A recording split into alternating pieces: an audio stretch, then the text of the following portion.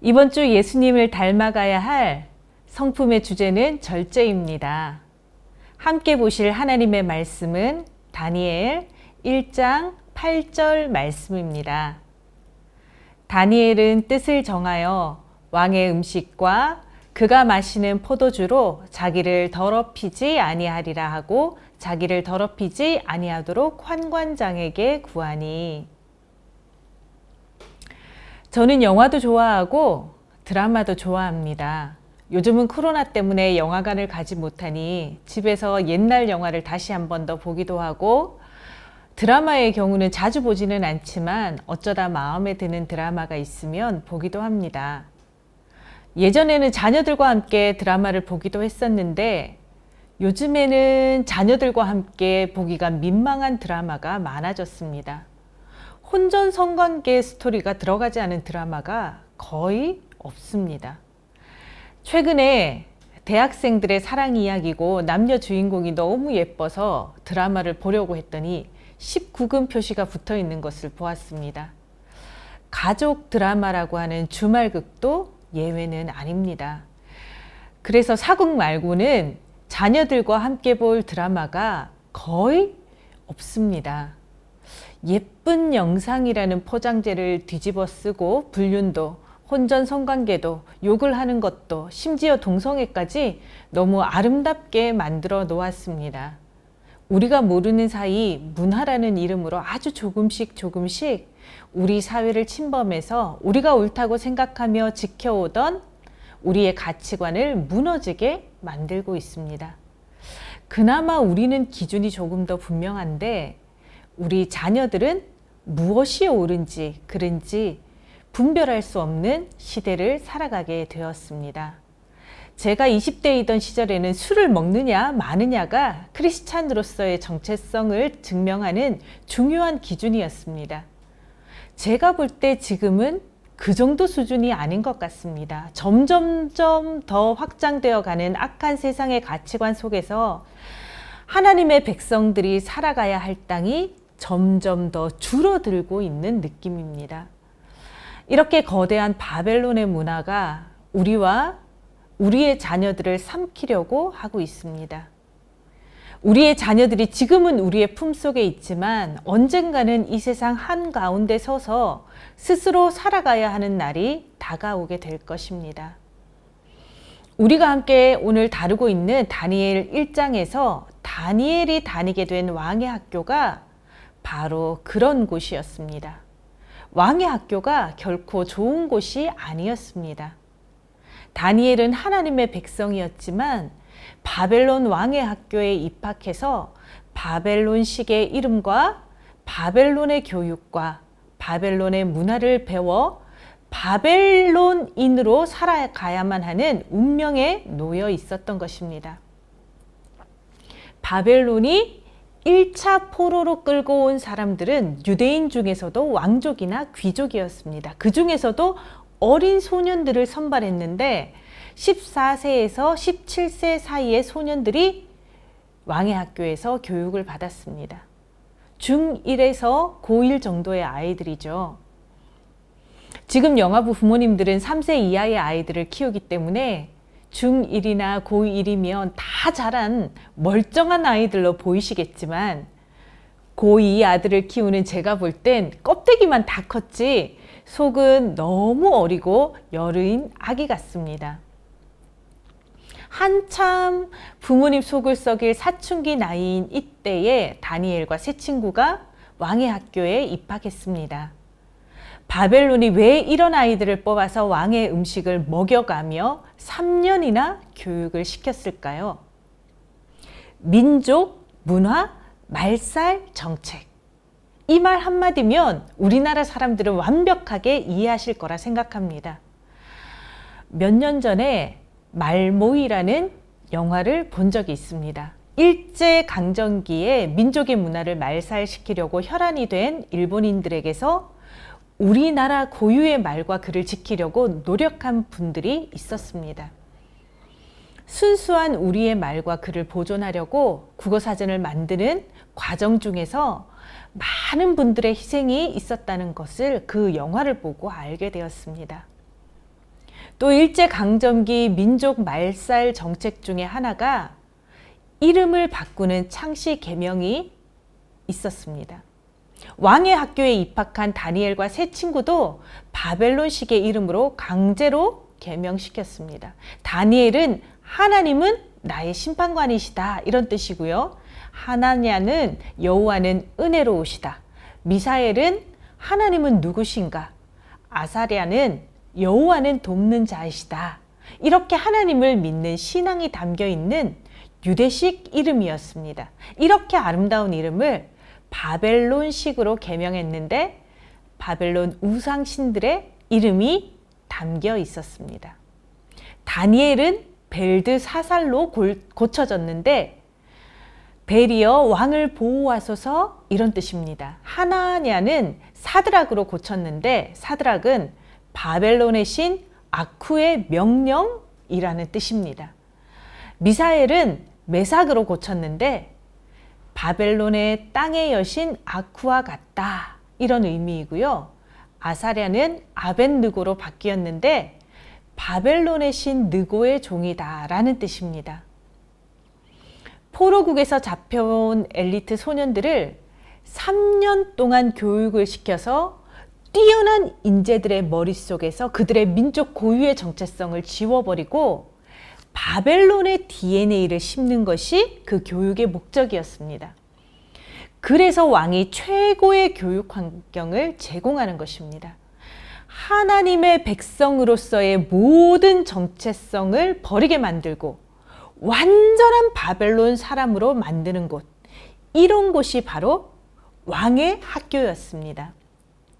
이런 곳에서 다니엘과 세 친구는 뜻을 정하여 거룩한 삶을 살기로 결정했습니다.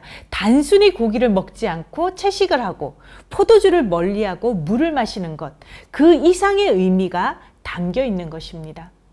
왕이 제공해주는 음식은 바벨론에서 최고급 요리였을지는 몰라도 그 고기는 우상에게 바쳐졌던 고기였습니다. 이스라엘 백성들은 하나님의 말씀에 따라 우상에게 바친 고기도 먹지 않았고 특별히 돼지고기는 부정한 동물이라고 먹지 않았습니다. 단순하게 고기와 포도주를 거부한 것이 아니라 하나님의 백성으로서의 정체성을 지키며 하나님의 말씀만 따라 살아가겠다는 거룩한 믿음의 결단이 있었던 것입니다. 이것이 다니엘의 절제의 성품을 나타내 줍니다. 너무나 거대한 바벨론 안에서 살아가고 있는 힘없고 연약한 포로일 뿐이었지만 다니엘은 더 크신 하나님의 나라 안에서 살아가고 있는 하나님의 백성으로서의 정체성을 포기할 수는 없었습니다. 절제는 악한 문화를 거절하는 것, 단순히 죄를 짓지 않기로 결심하는 것, 그 이상입니다. 절제는 술을 마시지 않는 것, 혼전순결을 지키는 것, 불법적인 동영상을 보지 않는 것, 그 이상입니다. 절제는 더 적극적으로 하나님의 말씀대로 살아가는 것, 하나님의 말씀의 검을 들고 크리스찬으로서 이 세상의 악한 문화를 거슬러 싸우는 것까지 포함하는 것을 의미합니다. 그렇게 바벨론 안에서 하나님의 백성으로 살아가기로 뜻을 세운 다니엘과 세 친구에게 하나님은 돕는 사람을 붙여주셨습니다. 바로 왕의 음식을 가져다 주는 환관장이었습니다. 다니엘은 환관장에게서 열흘 동안의 테스트 기간을 허락받게 되고 열흘이 지났을 때 다니엘과 세 친구의 얼굴이 더욱 아름다워 보이게 되었다고 합니다. 여기서 채식을 하면 피부가 아름다워지고 예뻐지는구나, 이렇게 결론을 내리시면 곤란합니다. 이것은 왕의 학교에서 목숨을 걸고 감히 왕이 하사한 고기와 포도주를 먹지 않기로 하나님 안에서 뜻을 정한 다니엘과 세 친구에게 베푸신 하나님의 은혜였습니다. 이렇게 어린 나이에 흔들리지 않는 믿음으로 하나님 안에서 뜻을 정한 사람이 성경 안에는 다니엘과 세 친구 말고도 또 있습니다. 바로 요셉입니다. 요셉은 나중에 총리가 되고 나서 형들에게 이렇게 말합니다. 형님들이 나 요셉을 애굽에 팔았지만 그것을 하나님이 먼저 나를 이곳에 보내신 하나님의 구원의 섭리와 계획이었다고 그렇게 해석합니다. 요셉을 어린 나이에 이집트로 보낸 하나님의 목적이 있었다는 말입니다. 다니엘과 세 친구 또한 포로로 잡혀온 것이 불행한 시대적 운명을 타고 억울하게 잡혀온 것이 아니었습니다. 요셉을 이집트로 옮기신 하나님의 계획이 있었듯이 다니엘과 세 친구를 통해 유대와 바벨론에 하나님께서 이루시고자 하는 뜻과 계획이 있었습니다. 다니엘은 그렇게 하나님이 바벨론에 심으신 하나님의 씨앗이었습니다. 이런 다니엘이 하나님 앞에서 뜻을 정하여 하나님의 말씀대로 살아가겠다고 결심하니 하나님께서 은혜를 베풀어 주실 수밖에 없었습니다. 왕의 학교 교육기간이 끝난 3년 후에 왕의 앞에 섰을 때 다니엘과 세 친구를 보고 난 왕의 평가가 이렇게 기록되어 있습니다. 다니엘 1장 20절 말씀입니다. 왕이 그들에게 모든 일을 묻는 중에 그 지혜와 총명이 온 나라 박수와 술객보다 10배나 나은 줄을 아니라.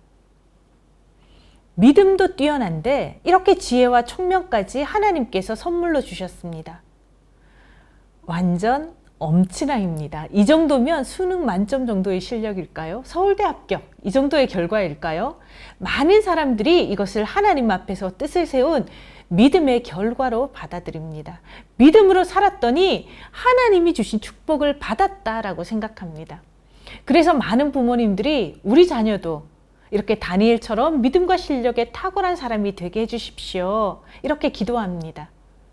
하지만 하나님의 섭리 가운데 다니엘 1장 20절은 뜻을 세운 다니엘에게 하나님이 주시는 결승선이 아니라 앞으로 더 큰 하나님의 섭리의 출발선이라는 사실을 알아야 합니다. 하나님께서 다니엘을 바벨론에 심으신 목적은 이 약한 바벨론 속에서 하나님의 뜻을 드러내고 하나님의 전능하심을 바벨론에 알리는 것이었습니다. 그래서 다니엘은 계속해서 바벨론 왕이 아니라 더 크신 하나님의 말씀에 순종하는 삶을 살았던 것입니다. 악한 바벨론의 문화 속에서 14살 어린 나이부터 뜻을 세운 다니엘은 계속해서 하나님 때문에 고난을 겪게 됩니다. 여러분이 너무나 잘 아시듯이 풀무불 속에도 들어가고요. 사자굴 속에도 들어갑니다. 바벨론 안에서 살아가고 있지만 하나님의 백성으로서의 정체성을 끝까지 지키기 위해 하나님 앞에서 세운 뜻을 포기하지 않았습니다.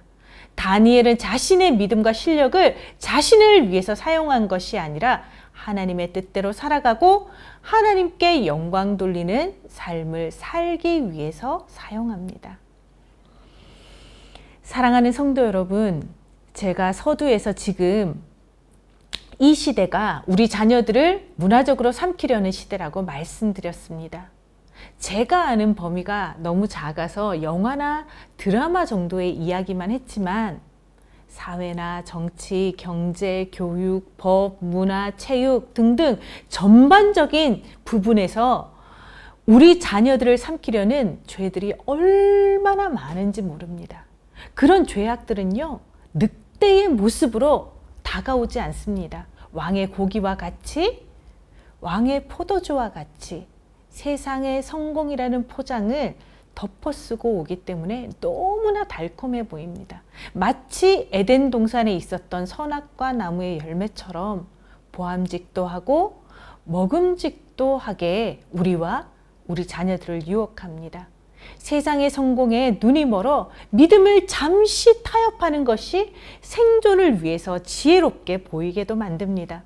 코로나 시대에 또한 영상 미디어 시대에 우리 자녀들을 교묘하게 악한 세상의 가치관에 서서히 물들게 만들고 또 예배의 자리나 하나님의 말씀에서 멀어지게 만들어갑니다.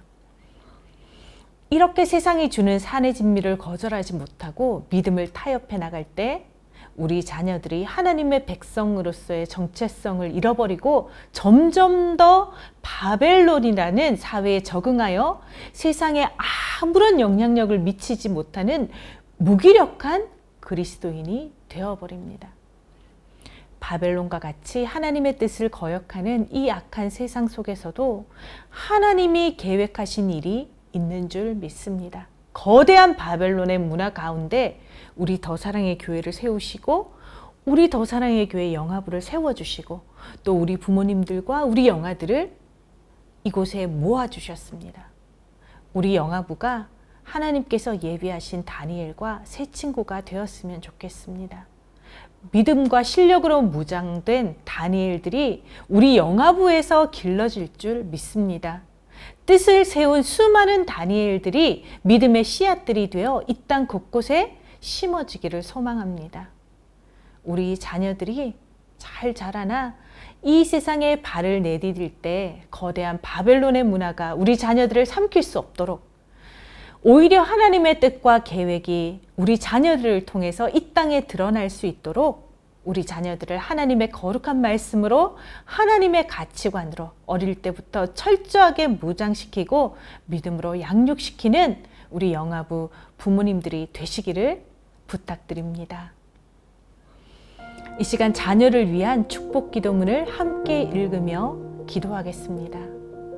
사랑하는 하나님 아버지, 우리 가정의 죄악의 문화를 거절하는 절제의 성품을 부어 주시옵소서. 우리 자녀가 다니엘과 같이 어린 나이에도 악한 세상에 물들지 않는 절제의 성품을 갖게 하시고 하나님의 백성답게 살아가기로 결단하게 하옵소서. 우리 자녀가 달콤한 성공이라는 포장을 쓰고 다가오는 죄를 분별할 수 있게 하시고 하나님의 말씀을 기준으로 거룩한 뜻을 세우는 믿음의 사람이 되게 하옵소서. 우리 자녀가 다니엘과 같이 믿음과 실력에 탁월하게 하셔서 이 세상에서 하나님의 섭리와 계획이 이루어지는 곳에 뿌려지게 하옵소서. 예수 그리스도의 이름으로 기도합니다. 아멘.